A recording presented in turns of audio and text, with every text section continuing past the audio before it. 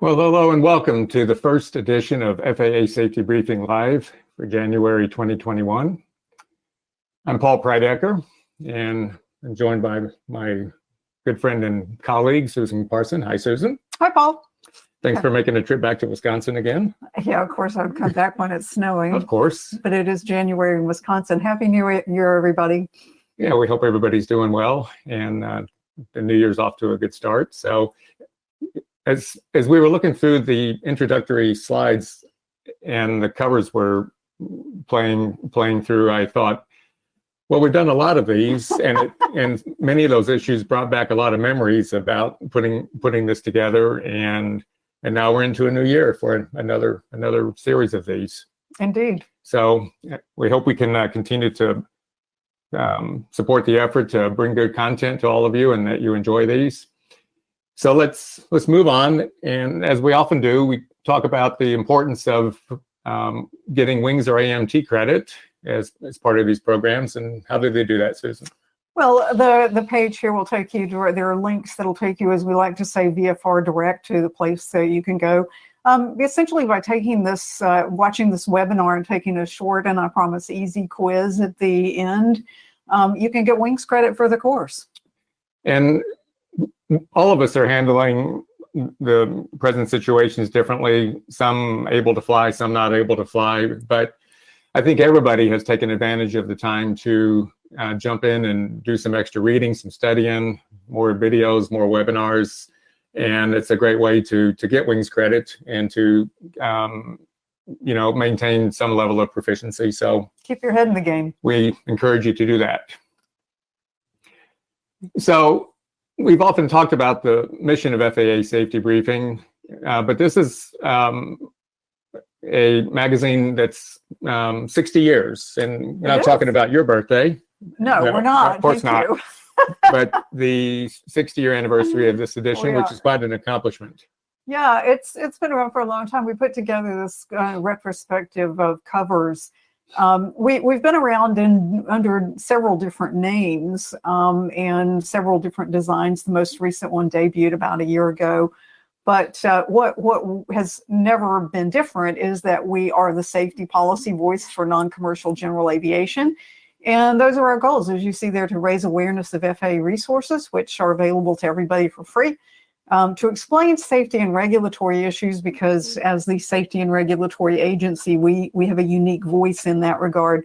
But most of all, and I always say this is nearer to your heart and mine, encouraging continued training, because a good pilot is always learning, training. You never can know enough. Well, and it never stops, and there are so many mechanisms and vehicles to get good training, and we're again excited to bring this to you as well, because this is a great issue coming up. It's got an interesting theme and topic. I mean, challenge and response is something that we think about in terms of checklist management, but you had something else in mind. Yeah, well, checklist management is certainly part of it, and we have a piece in here that we'll get to that kind of ties those together. But when we were thinking about what to do, we're starting out in 2021 after 2020 was such a challenging and unprecedented, and whatever words you can say about it, year. We were thinking about the challenges that aviation has faced, both as an industry, but also the challenges that individual pilots have faced, and how do we respond to those, especially the challenges that come with not just legal currency and recency, but with proficiency. And so you'll see from the feature titles there that those are some of the topics that we're attempting to address in this issue. And before we move on, I think I'll mention that my 2021 has started out with a challenge. I know, I heard. As many of you may know, that I had a pleasant flying job with a medical transport company and a Learjet. But as many pilots have experienced, I got notice of being furloughed just last week for a variety of reasons, of course, but it's all related to everything that we're dealing with. And so for 2021, I've got the challenge, and I'll come up with a response, of course. As a friend of mine once told me, that you can see more clearly out the windshield than you can in the rearview mirror. So I'll just look ahead. And look ahead. Well, see, my plan is that we're going to win the lottery tonight, or sometime this week, whenever it is. and that then we'll buy an airplane and do whatever we want. Perfect. Okay. I like that plan. Thank We'll you. let you know how that works out. Yes. So, all right. So the initial article here from Rick Domingo, FAA standards manager, is about this and new year, new beginnings. And one thing that is clear is that the FAA has had to face some challenges and has developed some responses. I mean, certainly in terms of regulatory impact and how to manage the currency and proficiency of certificates, ratings, recurrent training, and there's been others as well. Yeah, this one, and the reason the blackboard photo illustration is here: new year, clean slate, let's start all over.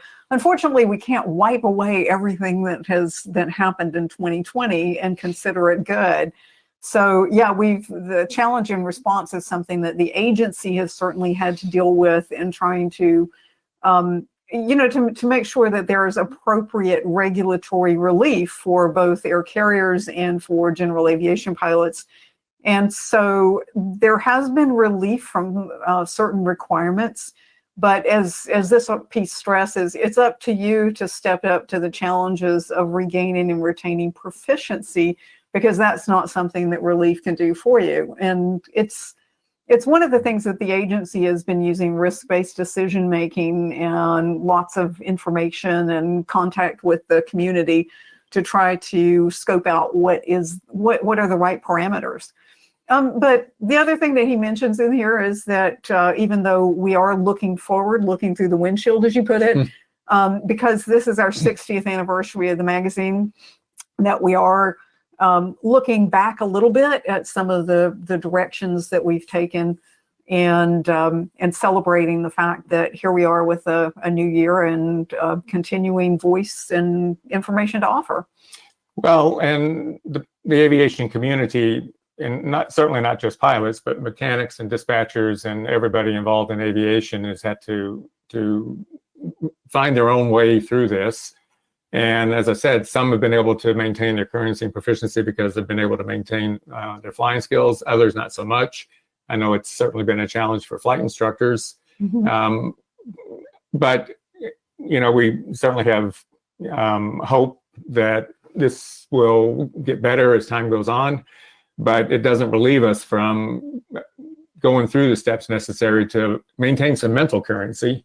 As you just said earlier about keeping your head in the game, I mean, that's an important part of this, so that when the flying opportunities do occur, we're better prepared. We're ready for it. There's a point in here about this magazine had a change of name some time ago. Yeah, well, when I first came on to the FAA and started working on the magazine, because as I like to say, I'm bilingual in airplane and English, we were the FAA Aviation News, and we really, I don't know, I think the team got increasingly uncomfortable with that name, because coming out once every couple of months, news was not really the thing.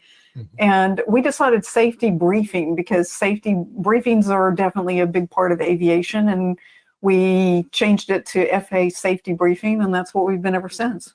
Well, and it's your primary mission to communicate that through a variety of forums and vehicles. So it's a good change, and this year we'll just continue on with that mission.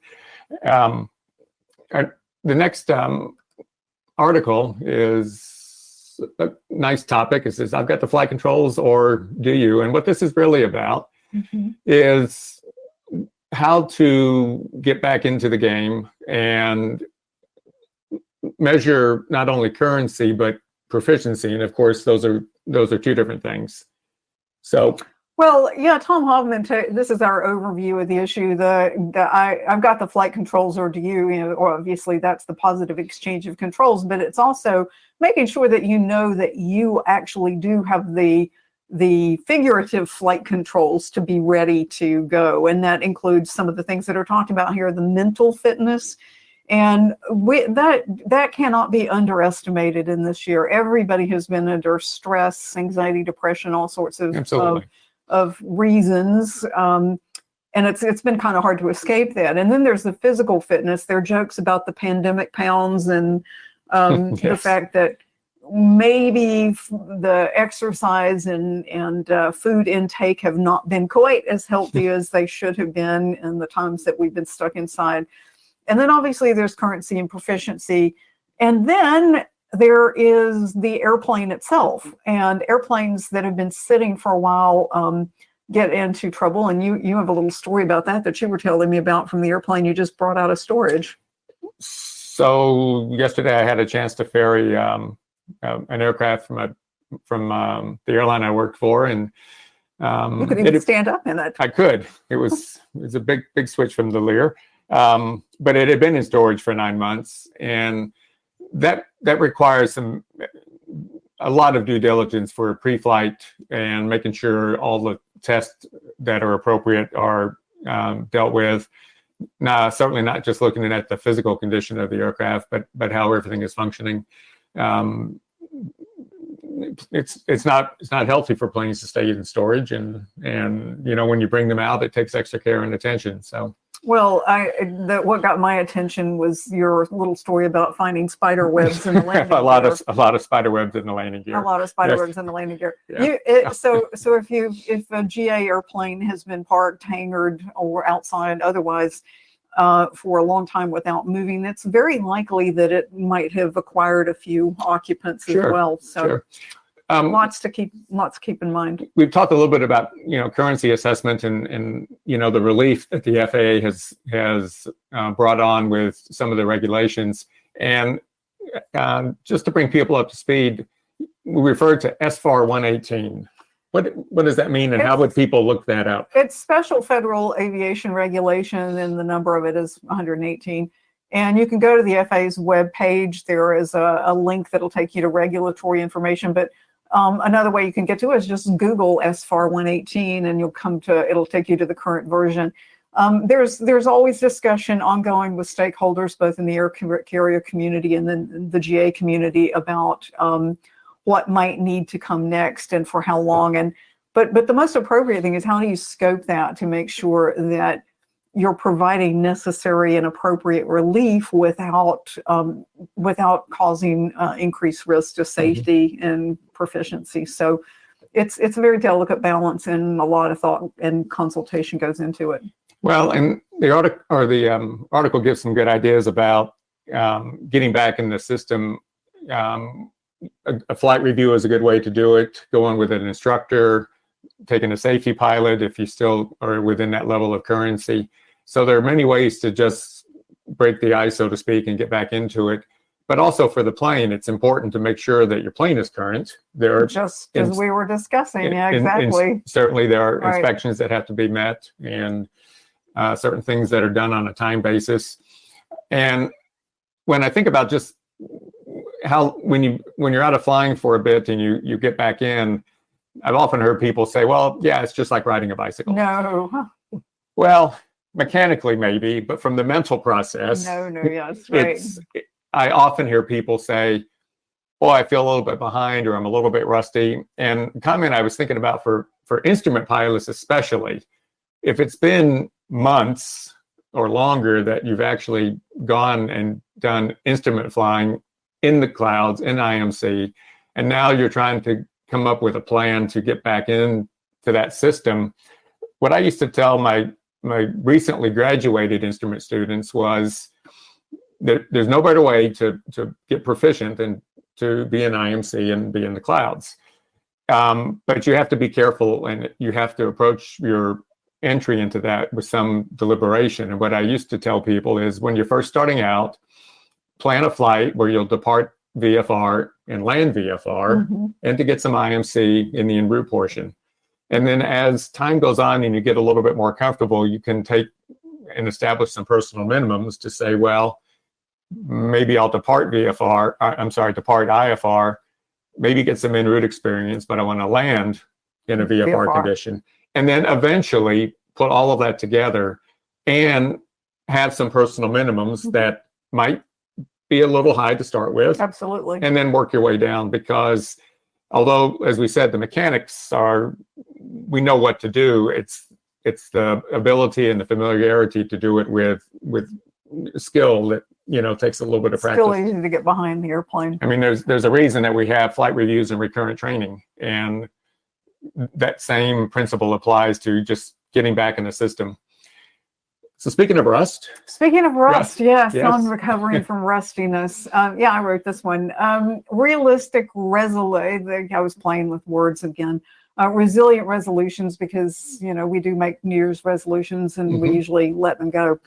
But as we get into a new calendar year and thinking about ways that you can get back into the game and get your head back into the game, this piece goes a little bit more. The first one is more the overview, the broad picture of physical, mental, currency, and everything else. This starts thinking about how do you start bringing your skills back. And in addition to some of the things that you were talking about in the flight review, you could also think about getting a new certificate, a new rating, a new endorsement. This might be a time if you wanted to get into a different category in class, you could do that. You can do a new wings phase, and obviously this course or this webinar will help you with wings if you want to do that. Well, and we've often talked about, since you reside in Arizona, we've often talked about adding a glider rating. But there's always something to learn, whether it's a glider rating or a seaplane, or, as you said, the number of endorsements that you can get is extensive. I mean, we'd be talking about a tailwind endorsement or spins or many others. Also, might be a time to think about joining a type club. We've talked about type clubs where many of the manufacturers and owner groups will have a type club that you can become a part of, and it helps bring about discussion, and many of those clubs have seminars and informational series that will again help keep things fresh. And I'm always surprised that sometimes back behind us here, I have some of my aviation books, and I'll occasionally just look in a private pilot textbook, and I'll just glance and read through it, and I'm always surprised that things that I will pick up that perhaps I knew. I hope I knew at one time.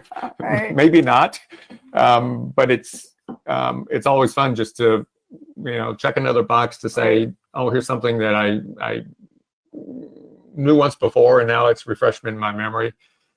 The same with picking up your pilot's operating handbook and reading through it. Absolutely. That's another way that you can do this. The other thing about this piece, I couldn't resist bringing out. There's a sidebar in here that is partly repeated on the right-hand side of the slide, although there's more detail in the sidebar. The certificates, ratings, and endorsements, people tend to use those terms somewhat interchangeably. And of course, the certificate versus license, some people really care about that. I don't, but ratings and endorsements are different from certificates / licenses. And so if you've ever thought, which is which and what should I be saying, there's a little bit of a here are the ABCs of certificates, ratings, and endorsements in the sidebar. I can tell you that there are some of your FAA colleagues that care a great deal about it. I'm one of them, actually. Our POI at the airline would go into orbit if you pulled out your license. Right. It's a certificate. It's a certificate. And I was party to witnessing many lectures from him on what this document is, and that we should all be proud of it and call it by what it is. So there you go. The other thing to talk about a little bit too is just when you're either a renter or if you have your own airplane, about how to get back into the airplane. And sometimes it's just a matter of sitting in it and refamiliarizing yourself with the controls, the switches, certainly the avionics. And then the databases. And in fact, that was one of the things that Tom's article, the one we just talked about, mentioned, that you might want to do some chair flying. You might also you absolutely want to make sure that databases, not just in your handheld gadgets, but if you have databases in the airplane, you got to make sure that those are all up to date too. Sure. But I like the idea of if it had been a while since I had flown at the airline, and I was scheduled to maybe go for a flight, and maybe it had been 60 days or something. I always used to tell my first officer that I was going to go out to the airplane early so I can kind of get in the mood and just sit there, look at it, right? Refamiliarize myself, Right. and then when you don't have to rush into something like that, it's always a bit easier too. Well, that's probably a segue into this next piece, which you're sort of familiar with, given that your name's on it. There's that part of how you make it look easy. You practice. Well, I try. I get in the airplane mood sometimes. Okay. I'll have to keep that in mind. In the airplane mood. This is an article making it look easy, and where it all started was I just have a little story in there about the fact that I grew up in a small town in Texas, north of Dallas, and if my parents ever wanted to surprise me and treat me to a special day, we'd all get in the car and drive 75 miles down to Dallas Love Field. My family used to do that to Greensboro, and I was always so excited to get on the observation deck. Absolutely. It was great. And for any of you who are familiar with Dallas Love Field, at the very north end of the field is a small park called Bachman Park, and the approach light system is actually in that park, elevated, so the airplanes can fly right overhead. And, these were the days of, the pastel colored brand of 727s and a myriad of other airplanes. And my dad would always make comments about the skill of pilots. And as time went on and I got into other careers, I flew as a passenger and was always noticing the precision and regularity with which things happen in the airline world. And I thought, gee, they make it look easy. And then as I got into the training department of an airline, I thought, well, the reason it looks easy is because we have procedures. Mm-hmm. And it's not that easy until you get the procedures mastered. So I've written and spoke several times on adopting standard operating procedures into the general aviation environment. Whether you're a single pilot or you fly in a crew environment, you can bring over standard operating procedures for yourself to fly the airplane the way you want to fly it, but you fly it the same way every time, all the time, without exception. And the benefit of having standard operating procedures is it just makes you more reliable. And if something unexpected is happening, it may be a small mechanical problem or perhaps some weather that's not forecast, by having a set of procedures, you then have more mental bandwidth to deal with the unexpected.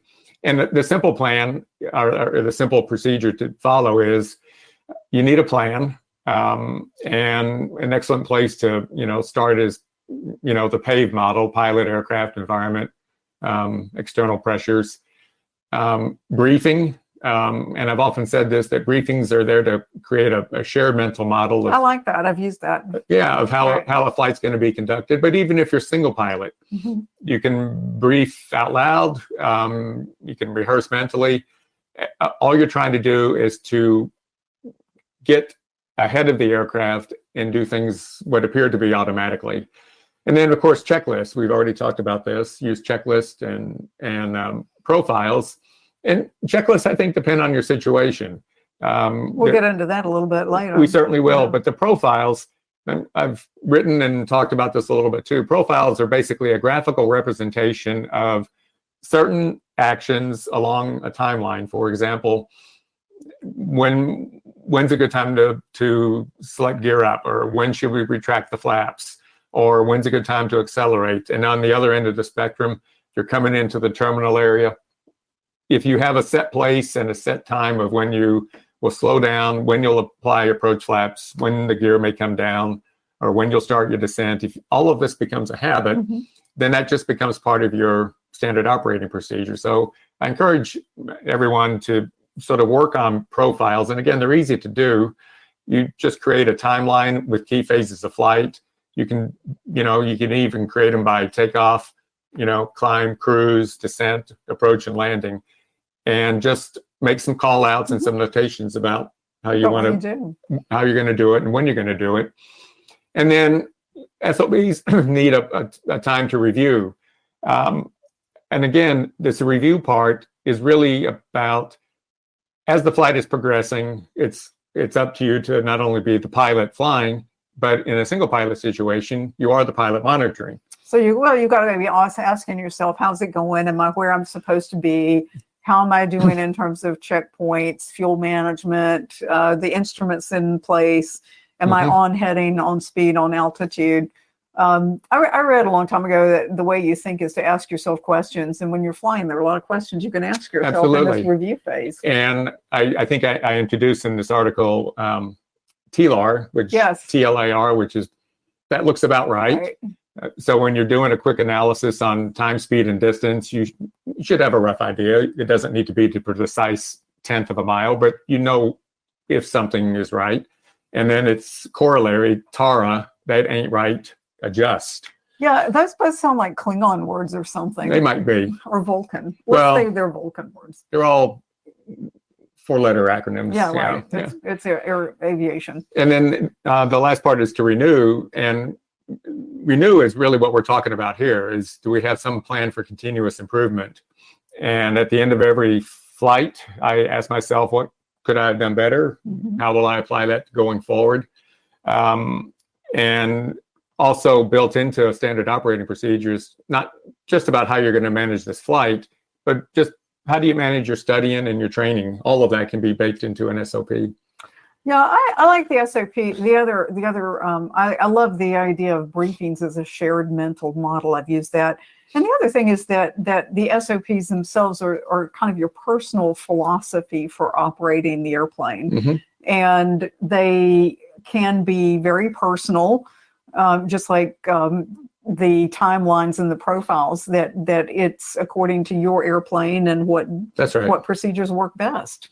So this is also a good, if you're making profiles, it gives you a good opportunity to take a look again at the POH and at performance limitations and at the checklist to see what the recommendations are for final approach speeds and climb speeds and that sort of thing. So it's the whole thing is a really good exercise. And the other element about briefing is, for those of you who fly in a crew environment, I make a point about saying is that no crew member should ever be surprised by the actions of another crew member. Including if you're me, myself, and I. Yes. Yes, exactly.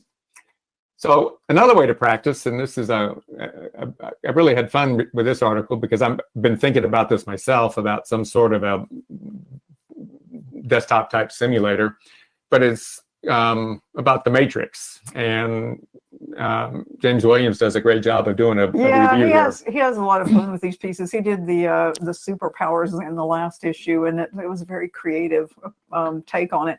Yeah, this one gets into the fact that we all know we've been meeting virtually, and that in airlines and big airplanes, you do a lot of virtual training. Absolutely. Which the first time you actually fly the real airplane, you might have paying customers in Absolutely.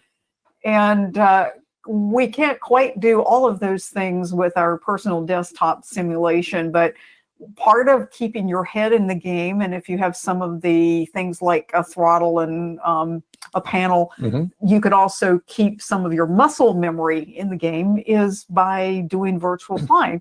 So what James does in this piece is talk about some of the requirements for systems, and the fact that, you know, what used to be just completely, you had to make a fortune in order to get something reasonable, and these days you don't. Well, and the few things that kind of stood out for me is that when he talks about system requirements are the minimum hardware requirements. And most companies, when they're looking at computers and for software, they have recommended requirements. The minimum requirements really is minimum. And it's just like minimum standards for a checking event. Minimum is not the goal. We're always trying to do better than that. But he gives a nice review of the graphics processing units. Those simple terms used to be, or we used to just call them video cards. Makes a note about how much RAM you have. 16 is good, but 32 is a lot better. And of course, this depends a lot on what you're doing with it, and what the software package is. He presents a nice comparison between the newly issued Flight Simulator 2020 from Microsoft and the other program, which has a good share of the market, which of course is X-Plane. Both are good. Both have their pros and cons. And I would encourage people who are looking into doing this to talk to friends who are doing it and learn from some of their experiences. If you need an internet connection, that will certainly mean something to you as well. Well, and there's some that, because you do have an internet connection, and we know that there are ATC games, but there are ways that you can dial in and do and talk to a real controller. Talk to real controllers, yes, and talk with other pilots.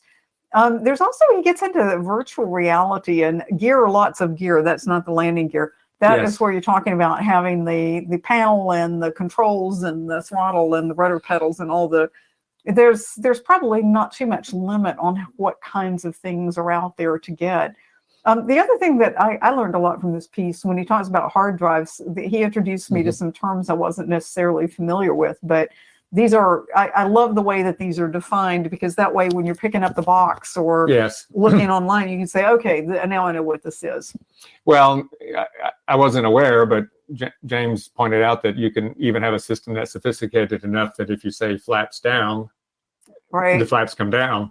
So it's almost like having a crew member there with you. Yeah. So it's gotten me a little bit excited about what I might think about here in the future. So you might spend money and put it in the basement. Yeah, perhaps so. Yeah, perhaps so. But the other part too is pay attention to whether you're going to want to log time under the FAA allowable rules to log time or not. Because if you choose the path and you say, well, I want to log under 6157, that the system meets those requirements. Yeah, you do.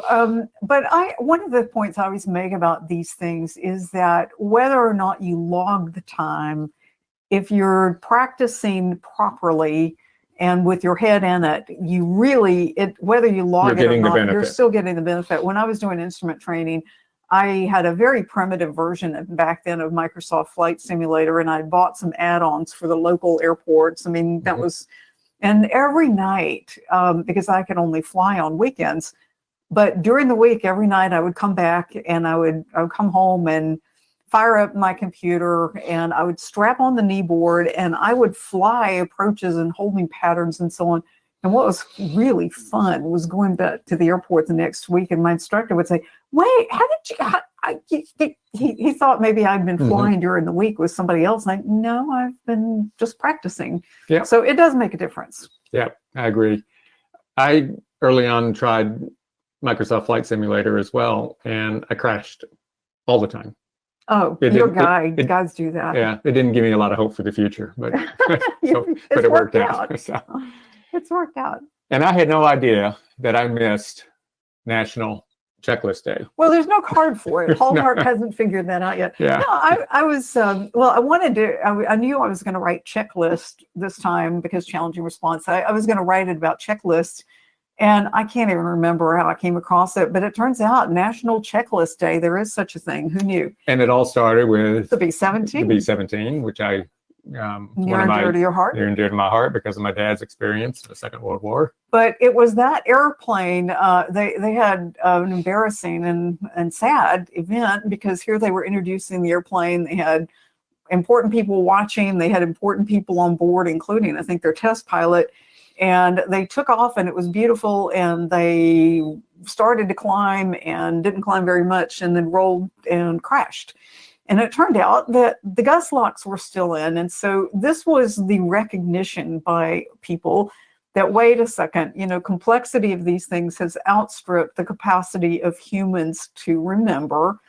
And so they started using checklists, and checklists were kind of native to aviation, but they have gone into all kinds of other industries, including medicine. Absolutely. I'm familiar with some of the applications to the medical profession, but And checklists have certainly morphed in features and qualities and usability. I think the early checklists were quite wordy and quite long, but many human factors people have got involved with checklist design, even from the standpoint of the typeface to use on a checklist, the type style to use, the white space around it. So there's no end to the evolution of checklists, but you do a nice job of reviewing the various types of them, and they they can change and apply based on whatever your situation is. Well, and everybody has favorites, but my view, and I'll go ahead and give you the bottom line, which is there on the screen, which is best. Well, it doesn't matter. Each one has its limitations, its strengths. The only wrong answer is to not use a checklist at all. But the ones that I review, they're challenge and response, and that works really well in a crew environment where. Certainly. And then the next two are kind of review and do, which is what pilots learn to do, use the checklist. And this one is one I tend to use more when the airplane is sitting there, I'm not moving. This is a good time I can go through and make sure that I'm covering everything. And then do and review. Some argue that a checklist means that you do it first and then you review to make sure you caught everything. And then the flow is sort of a version of that, that you use the flow pattern and then you go back and check on the paper to make sure you got everything. And that does a common application in a crew environment as well. We taught flows. Sure.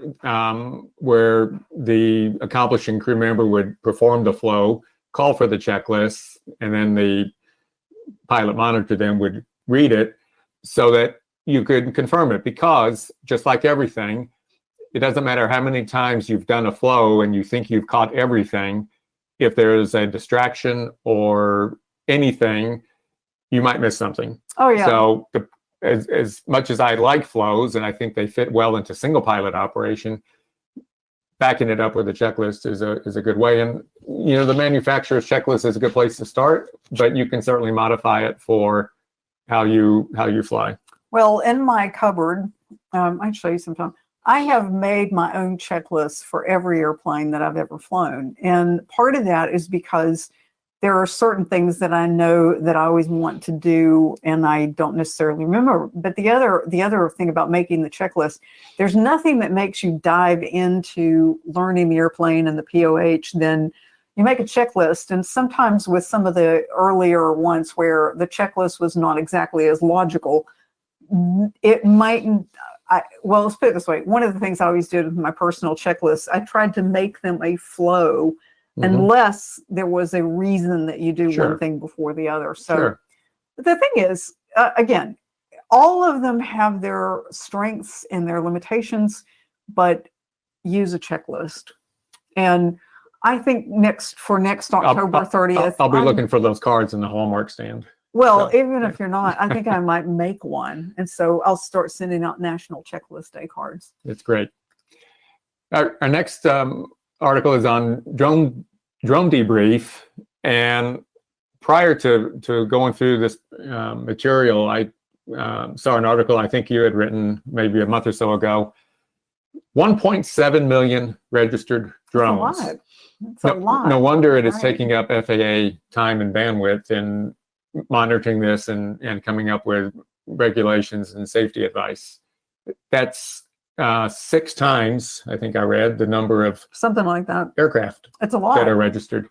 So this article is really, again, many of the things that are part of the drone debrief apply to powered aircraft that we fly as well, in terms of you buy a drone, now what? And there's a process. Well, and this author goes through some of the processes for learning a new drone. And to me, I love the fact that this is self-reinforcing. We always talk about how remote pilots are pilots. This is drones are aircraft. This is part of the system. And it's self-reinforcing because some of the same things that are being suggested here for how to get acquainted with your new drone are some of the same things that you should be doing when you're getting acquainted with a new airplane, or even when you just haven't flown for a while. Read the manual, for example. Read the manual, go out and do some gentle testing of this or that before you actually start to go out and do a complicated flight. Pay attention to obstructions. Well, pay attention to airspace, and I'll put in a plug here for, again, the Before You Fly app too, that you can use to find out if there are any airspace restrictions and where you want to fly your drone. And of course, NOTAMs and many other sources provide that kind of information, charts if you're going to fly an airplane. Yeah, and again, the author talks a bit about how to get out of your backyard, so to speak. You know, practice locally first, and then once you decide, okay, I'm going to take this a little farther, I'm ready to move on now. Then you need to do a flight plan, essentially. Yeah. So, can you look at the maintenance dirty dozen? Yes. Well, this one does not list all the dirty dozen. They're easy to find. But we took a different approach to this one. These are the 12 common causes, aviation, workplace, and the maintenance realm.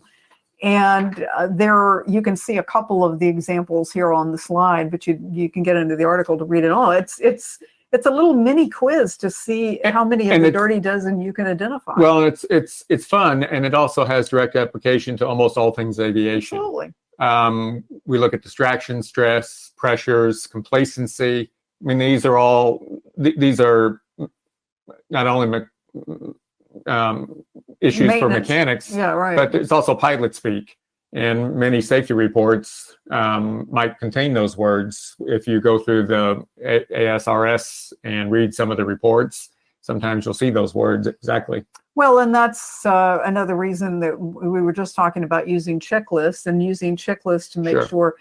Somebody taught me early in my flying career to remember interruptions always distract. And that if you have been interrupted when you're going through a checklist, whether it's a flow or however you're using the checklist, you should always go back to the beginning and start over, or at least that section, because you can't say, oh yeah, I think I did that. Did I do that? Because maybe you didn't. That's right. Our next one is snow is glistening. And this is a nice article about dry snow, wet snow, icing, and consequences. And of course, I've got a pirate for you right now. It's snowing. It's wet snow outside right now. Yeah, it's that heavyweight snow. And it goes into the myth of, well, people are taught, well, if it's snow, it's already frozen. Yeah, you don't have to worry about it. That's what I was told. But well, first of all, I didn't. Snow is not something I really wanted to go play in anyway, much less fly in. So, however, this piece really gets into the fact that the NTSB safety alert has come out talking about snowfall and particularly wet snow, liquid particles, and all the things that it can do. Freeze on contact, all sorts of hazards. And so these are the things that you can do to mitigate it. That even as it says here, a cloud that produces dry snow could also contain super cool liquid, which freezes on contact. Certainly. So. And there's a reference in there to always have a plan, have an out or an escape plan for dealing with really any kind of weather. Don't leave yourself with no options. That's Aviation 101. Sure. This is a 10,000 hour, and you referred to Malcolm Gladwell, who's one of your favorite authors. Oh, yeah. And mine as well. But what's the 10,000 hours about? Well, one of his books really struck me. He talks about outliers, all the people who are just supposedly so gifted. And he gets into, he actually talks about the Beatles. They were not an overnight success, for example. They had played hours and hours and hours in all sorts of back rooms. And I was thinking about this in terms of writing. I know I've spent at least 10,000 hours writing by now. But when it comes to 10,000 hours of flying, anyway, 10,000 hours seems to be kind of the place where you really get good at something. And when I do the math on that in terms of flying, especially if I have to pay other bills and I can only fly on weekends, it's kind of like, oh boy, how 10,000 hours might not be a realistic logbook goal for me. However, there are other things that you can do. Well, and the message there, though, is, proficiency demands that type of involvement and continuous.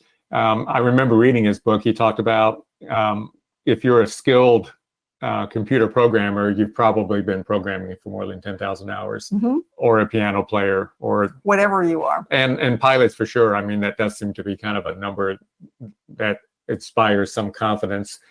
However, there's always more to learn and always more to do. So I wonder if that's where 10,000 steps came from. I'm always really, I care about that.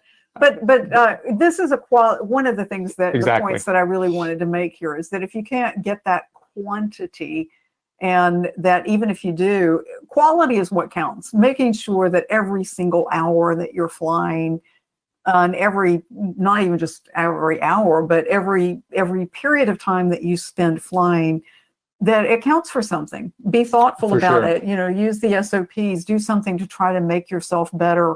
Even if you can't be perfect, you can make it better than last time. And you mentioned you had information from a colleague of yours from the airlines.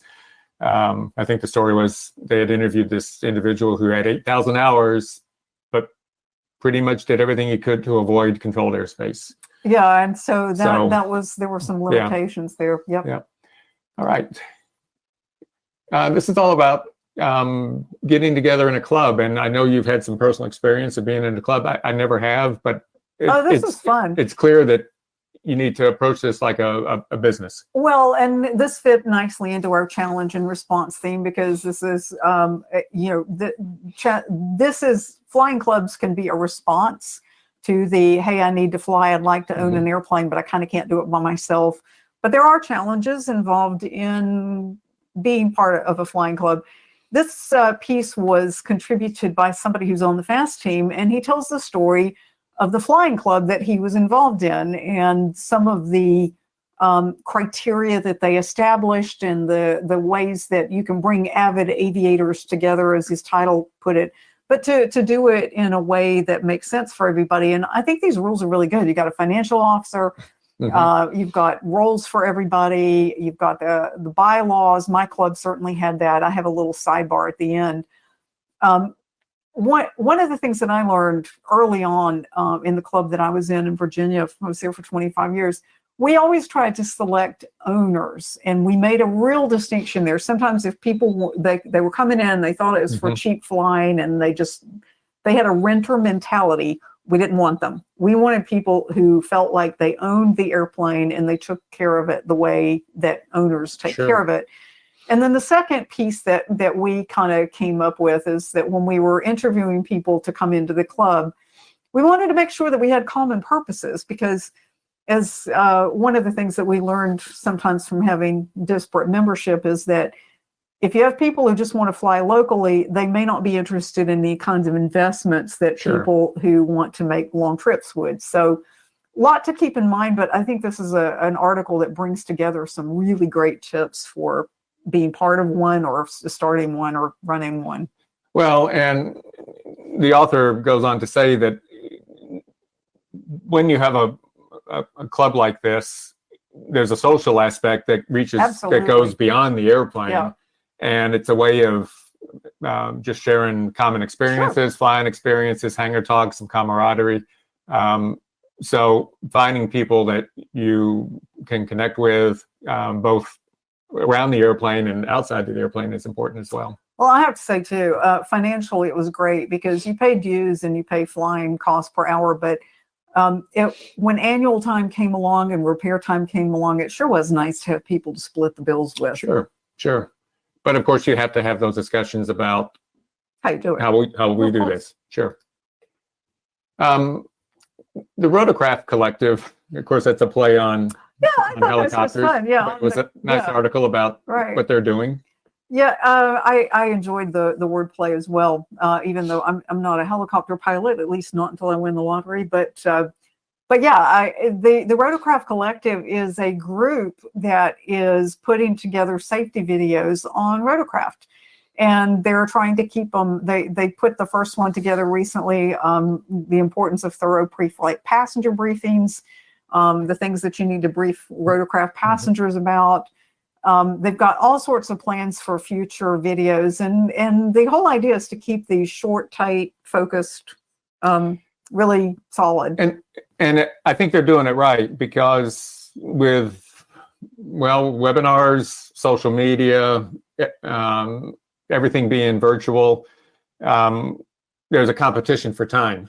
Absolutely. And if you can deliver a short, insightful piece about one or maybe two topics, it's going to be a winner, because people don't need to invest a great deal of time, and they'll get the facts and look forward to getting the next fact. Well, attention spans are short in the days of character counts and everything else, but I don't know about you. I've certainly noticed with myself that if I click to a web page and it takes longer than a couple of seconds to load, I'm already thinking, wait, what's taking so long here? So I think short and tight is what everybody's trying to move toward, including us. Well, and even just in literature and brochures and ads, in a few lives ago, I was a VP of marketing and was always having debates about whether the copy was too long, it was too short. And somebody said to me, well, there's probably no such thing as copy that's too long or too short, just too boring. Yeah, that's about right. So yeah, don't be boring. That's it. This is always a good one, the FAA faces. Yeah, we twisted Brad's arm. I've known Brad Palmer. He is manager of the FAA's General Aviation and Commercial Division. I've known him since he started with the FAA a few years ago. And Brad's, as you'll see from reading the article, but also from just the points on here, Brad has had a very diverse career already. He started off an instructor, a check pilot 141, flew private business, did some airline training. Then he came to the FAA, and in the FAA, he's done a lot of different things, but he's focused primarily on general aviation. And a couple of years ago, he got pulled out to work on UAS integration pilot program, and also pilot records database, a variety of different things. And he always, when I would see him, I said, so Brad, when are you coming back to GA? And he's like, oh, that's my favorite job. That's what I really want to be doing. And so I think he's quite happy to be back as the manager of the GA and Commercial Division, and he oversees the branch that produces this magazine, as well as Fast Team Outreach, and really a little bit of everything. Because when you talk about GA and commercial operations, it's pretty much everything that's not air carrier. Sure. It's a lot of stuff. Well, one of the things I noticed when we get to FAA faces, so many people have such a broad depth of experience, both in aviation as well as within the FAA. So they're able to make contributions in a variety of ways because they've had so much experience in various departments and various offices. Well, and one of the things that we always try to point out with doing FAA faces, and you see Brad there with these kids in an airplane, is we want to introduce people in the FAA as human beings, but especially as human beings who love aviation and are passionate about aviation safety. None of us would be where we are if we didn't care. Sure. So we all care, and Brad's certainly one of the more enthusiastic ones. I didn't realize his kids were that big, actually. Now I'm starting to feel old, but there they are. Well, and it's also just a reminder of the aviation world's a small world. It is. You know, it's fun to meet people across all spectrums. So the condition inspection from this author is about substance abuse, and of course it's part of aviation. But the individual goes on to discuss not just alcohol, but also prescription drugs, opioids, of course, are in the news, stimulants, illegal drugs, and more importantly is a program that's talked about quite heavily in here is the HIMSS program. Yeah, Human Intervention Motivation Study program.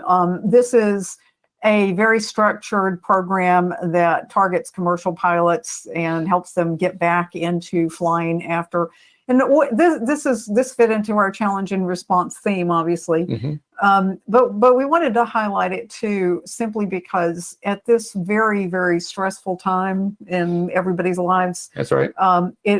Depression and substance abuse, and when you're home and maybe not getting out very much, it could be easy to fall into places that you shouldn't be. And we wanted to stress that there's help, there's hope. You just have to say that you have a problem and do something about it. Well, and it can be a job saver. Yes. It can be a lifesaver. That's the important part. And it's there are other programs, and many companies have employee assistance programs, EAP programs to get people in the right direction.